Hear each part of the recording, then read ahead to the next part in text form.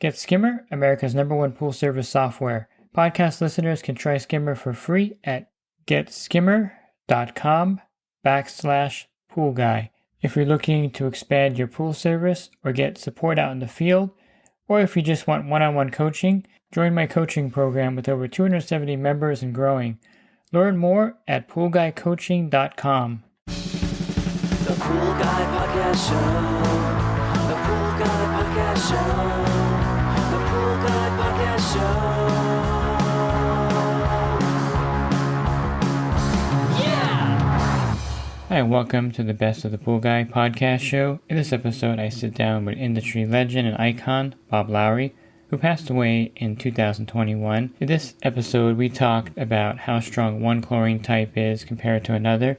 So if you're using different chlorine types on your route, you'll get a lot of good insight here about which chlorine type is actually more powerful or the most powerful chlorine type. Pool Service Pro, open a Leslie's wholesale account today and receive wholesale pricing on products you use every day. Leslie's Pool Supply offers convenient locations that are open 7 days a week. Another great benefit of opening a Leslie's wholesale account is Leslie's referral program. Get referred to a customer looking for weekly pool service. Save time and money and grow your pool service route and become a Leslie's Pro. So I get this all the time. So someone says, liquid chlorine is really weak because it's only 12.5% compared to the trichlor tablets, which are 99% available chlorine. What is the available chlorine percentage? How do you, get it from a dry chemical to a liquid chemical, or from trichlor to calhypo? How's that calculated or compared? Because it's really confusing out there in the market. I've even seen manufacturers use their chlorine percentage to kind of beat down the competition. Yeah, there's a confusing array of terms used when you describe how much chlorine is in a product. What people are used to is what we call a weight to weight percent. So if you put in a pound of something into 10 pounds of something, it's 10%. And so that's the way we are used to hearing things. But then there are what we call trade percent, which is a made up term. And then there is actually a volume to volume term, which is not weight to weight. It's a quart of something and 10 quarts of something. And it's not weight to weight. So there's different ways of describing it. But the practical thing is this: the amount of chlorine in a gallon of liquid chlorine is about 1 pound of pure chlorine. And in a pound of trichlor, it is about 90% of 1 pound. So you can either think of it as 90% of a pound, or it would take 1.15 pounds to equal 1 pound. Either way, so you can tell from that if something says it's 55% available chlorine on it, then that's compared to what 1 pound of chlorine is. Furthering the confusion is that years ago, when they tried to make a method of comparing chemicals, they said chlorine, pure chlorine, gas chlorine, when you put it in water, makes 100%. There's nothing in it, so it's 100%, right? Well, yes, but what happens is when you put pure chlorine in the pool, it is chlorine gas. And the formula for chlorine gas is Cl2, which means it's 2 atoms of chlorine. So when you put it in water, 1 atom makes HOCl, and the other atom makes HCl, acid. So technically, only 50% of that molecule of chlorine is making chlorine in the pool. The other one's making acid. But they assigned it a value of 100%. So now how do you compare, against chlorine gas? How do you compare it? That's the way it came about, and that's we use chlorine gas as a standard but chlorine gas is technically only 50% of it is making chlorine in the water. So is it safe to say that liquid chlorine compared to cal hypo, dichlor, trichlor has a larger available percentage, even though it's a liquid, just based on the math that you were saying? Yes, a pound of chlorine gas added to the water will give you whatever in the water. It would take, if you used trichlor, you would need to add like 1.15 pounds of it to get the same thing. And if you had a product that was 50% available, you'd need 2 pounds of it to equal 1 pound of gas chlorine. Mm-hmm. Yeah, it makes perfect sense. So and that's of dry products. When you get to liquids, it changes because liquid is a weight percent. Mm-hmm. So generally, we just say there's a pound of chlorine in a gallon, a pound of pure chlorine in a gallon. Of 12.5 liquid chlorine. If it's 12.5%, if it's 10%, it doesn't have a pound. It's like, 9/10 of a pound. Yeah, that's important for people to know the strength of the chlorine. So sometimes they can be fooled thinking that certain chlorines are more powerful just based on what you just said. And it is confusing. So even after you explained it, it's still really confusing. Well, so a little bit further into what we're doing, technically trichlor, if you actually calculated the molecules in it, technically trichlor is about 45% chlorine. Because we have to compare it to gas chlorine, we literally have to double it. And that's why the package says it's 90% available chlorine instead of saying that it's 45%. Basically, for the average person out there, the chlorine that is attached to some product, and you're going to have a byproduct. Liquid chlorine has salt, cal hypo has the calcium, dichlor and trichlor have the cyanuric acid. Is that correct? Right.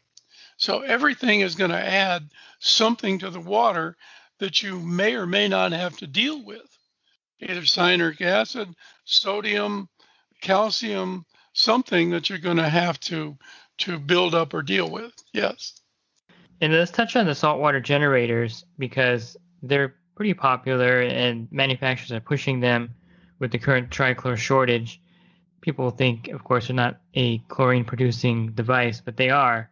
Chlorine generators, they actually make chlorine gas.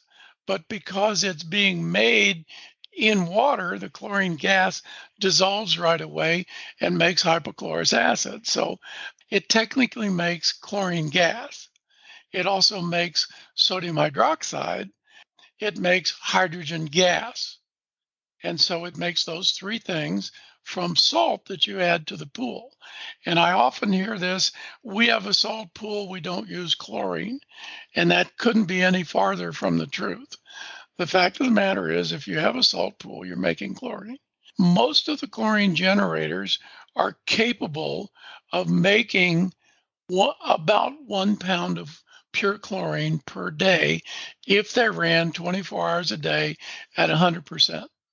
One of the things I've recently found out is that the controllers and all the electronics that are out there, sometimes the chlorine generators not getting the correct current, the correct voltage.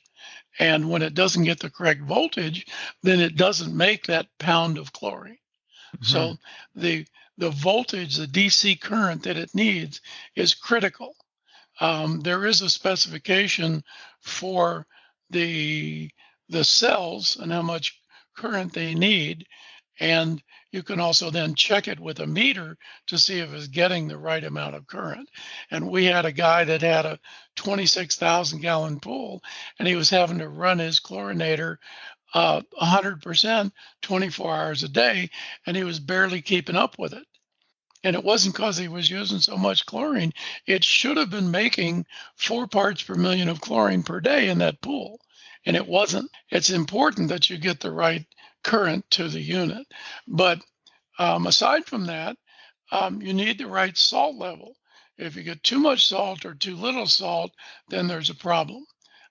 Also understand that people say, well, this salt water is not good for you, or salt water is good for you, or it's only a little bit of salt, and so on. And the answer is, yeah, it's only a little bit of salt, but the fact of the matter is that it's only 1/10 of what's in the ocean. And the amount of salt that's in the pool is actually very close to the amount of salt that's in your tears. So swimming in it is not like swimming in the ocean. But people need to understand is that when the water goes out of the pool and sits on the deck or a handrail or anywhere around the pool, as long as it's still a liquid, no problem. But when the water evaporates away, it leaves the salt behind. And now you have 100% salt on whatever that water was on, whether it's aluminum, some of your travertine deck or whatever. It's like you took some Morton salt and poured on it. It's corrosive. Bonding becomes an issue.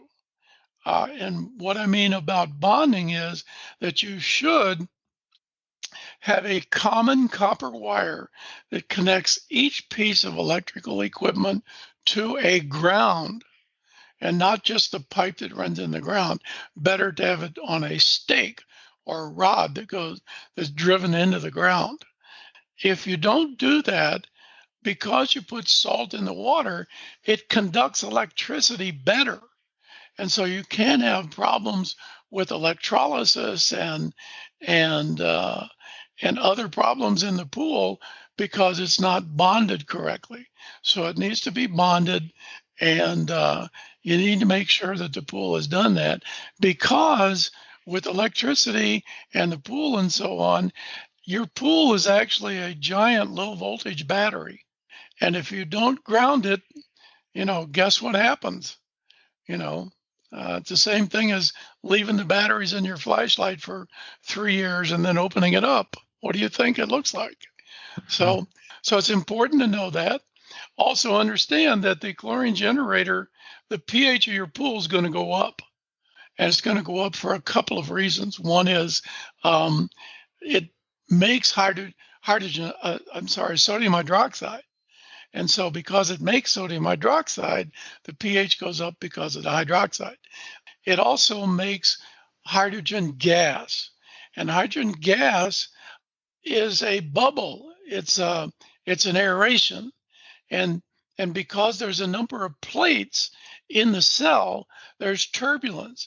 So you have turbulence and aeration, and the turbulence and aeration is continuous, and it raises the pH of the pool due to CO2 off-gassing. These are some of the things that you need to be aware of. You cannot shock a pool with a chlorine generator. If you need to superchlorinate your pool, hitting the boost button, raises the chlorine level up about double over a 24-hour period. That's not shocking the pool. What you need to do if you need to shock your pool is take some liquid chlorine or Cal Hypo and put it in the pool and get the chlorine level up very fast right now. Yeah, we should clarify that boost mode on the salt generator, all it does is increases the 100% output. It doesn't add any more chlorine to the pool per se. It just increases the output of the system. If you're looking for other podcasts that I did with Bob Lowry, simply go to my website, swimmingpoollearning.com. On the banner, click on the podcast icon, and then it'll take you to the podcast website. In the search box, just type in Bob Lowry, and the podcast that I have done with Bob Lowry in the past will appear there. If you're looking for the coaching program that I offer, you can learn more at poolguycoaching.com. Thanks for listening to this podcast. Have a great rest of your week, and God bless. Real quick, if you're not using pool service software, try Skimmer free for 30 days at getskimmer.com/poolguy. Again, that's getskimmer.com/poolguy. Skimmer, everything you need to run your pool service business all in one app.